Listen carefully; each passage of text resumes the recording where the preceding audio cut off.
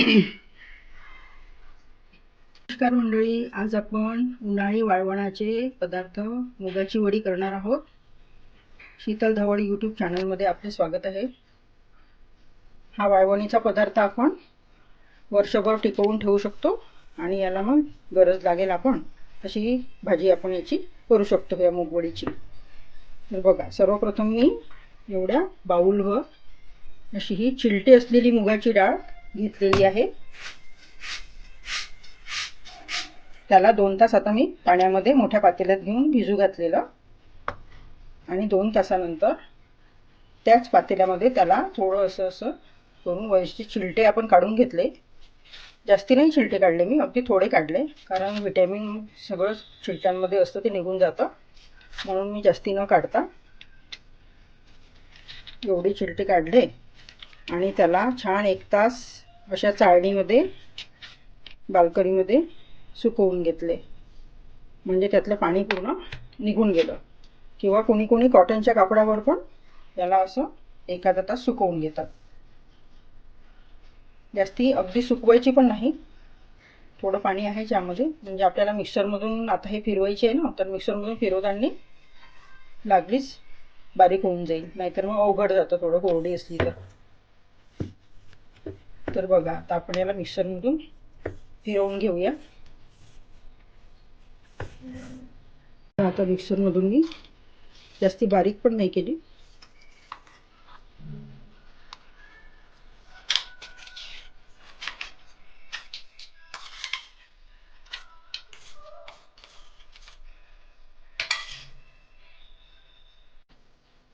बघा, मिक्सरमधून काढताना मी आता ही जी सुकवलेली मेथी होती ना, ही आता थोडी टाकते यामध्ये. जर असल्यास, नसली तर नाही टाकायची, असल्यास टाकायची. किंवा मग ही अशी सुकी मेथी जी असते ना आपल्याकडे, ती थोडी टाकून द्यायची. आणि 5-6 अशा सुकलेल्या मिरच्या किंवा लाल मिरच्या जर सुकलेल्या असेल ना आपल्याकडे, तर त्या टाकायच्या. म्हणजे पक्षी वगैरे खायला येत नाही, हे वड्या सेफ राहते.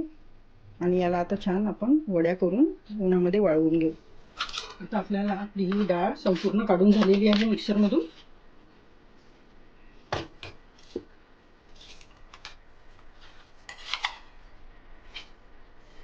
यामध्ये मीठ अगदी घालायचं नाही, मीठ घालायचं नाही. बिना मिठाच्याच या वड्या करायचा. जेव्हा आपण भाजी शिजवतो ना, तेव्हा यामध्ये मीठ घालायचे असतं. बघा, याला छान आता आपण मिक्स करून घेऊया.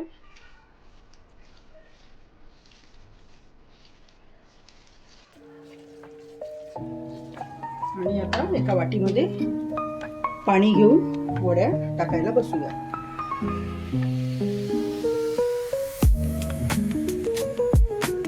आता आपण ही बारीक केलेली डाळ आहे, थोडं पातेल्यात पाणी घेतलं आणि असं परडं घेऊन घेतलं. जर आपल्याकडे परडं नसेल ना, तर मोठी एखादी झाकणी किंवा ताट किंवा कोपर तर असतोच कणिक भिजवायचा, त्यावर अशी पातळ अशी ओढणी घालून, पातळ अशी कॉटनची ओढणी किंवा ही पण चालेल, अशी ओढणी घालून त्यावर आता आपण वड्या छोट्या छोट्या टाकून घेऊया. यामध्ये सुगरणपणाचं काही नाही, कारण हे थोडं मग वाळल्यानंतर आपण बारीक करूनच भाजी याची करत असतो.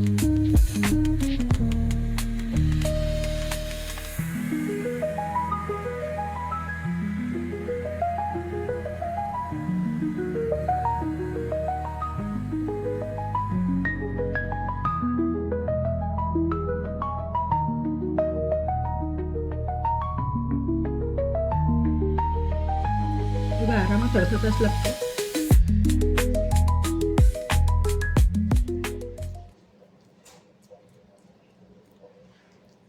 पिढी दर पिढी थोडं टाकण्याची पद्धत म्हणा किंवा करण्याची पद्धत म्हणा, ही सर्व बदलत असते. पहिलीच्या बाया पाट्यावर वरवंटावर घेऊन छान वाटायच्या, बारीक बारीक वाटायच्या आणि मग त्या छान बारीक बारीक करायच्या. पण आता आजच्या धकाधकीच्या जीवनात जास्ती वेळ नसतो कोणाला. एक संडे मिळतो किंवा सॅटर्डे मिळतो, त्यामध्ये ज्यांना आवड आहे, लेडीज लोकांना काही घरगुती पदार्थ करावंसं वाटतात, बाहेरचं आवडत नाही किंवा नैवेद्याला लागतंच म्हणून बाई थोडं घरी करायचंच आहे, त्यांच्यासाठी छान ऑप्शन आहे.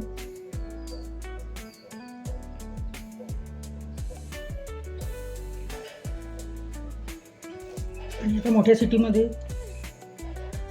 ऊन नसते किंवा तेवढी प्रखर ऊन जाणवत नाही, फ्लॅट सिस्टीम असल्यामुळे, जवळजवळ घरं असल्यामुळे. तर मग आपल्या बाल्कनीत पण ह्याला सुकवू शकतो आपण. पण थोडी ऊन पाहिजेच, कारण नाहीतर मग ह्या वास पकडतात.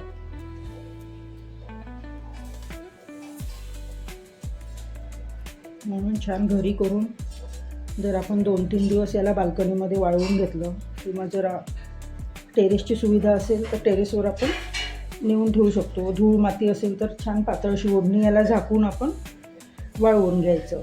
2-3 दिवसाच्या उन्हामध्ये हे छान कडक वाळून जातात.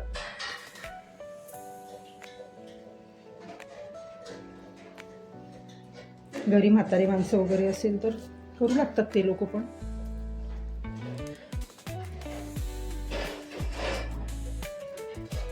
किंवा आपल्या मैत्रिणी वगैरे असेल तर येतात करायला.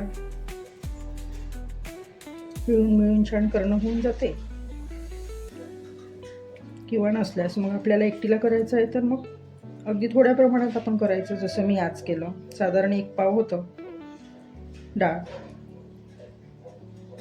थोड्या 2-3 दिवस करायच्या, म्हणजे किलोभराच्या आपल्या होऊन जातात. किलोभराच्या छान वर्षभर पुरतात मस्त.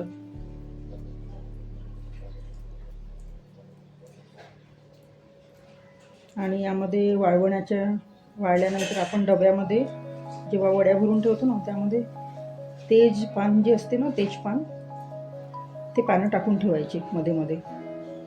म्हणजे यामध्ये काही सोंडे किंवा किडे होण्याची भीती राहत नाही. आणि मग मेच्या उन्हाळ्यामध्ये छान एकदा परत ऊन द्यायची, याला 1-2 दिवस सुकवून द्यायचं,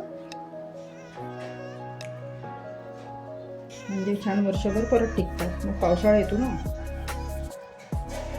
पावसाळ्यामध्ये थोडा ओलावा वगैरे असतो, त्यामुळे हे साठवणीचे पदार्थ खराब व्हायची भीती असते. मे महिन्यात किंवा छान ऊन असते तेव्हा अजून एकदा परत सुकवून टाकायचे सगळे पदार्थ.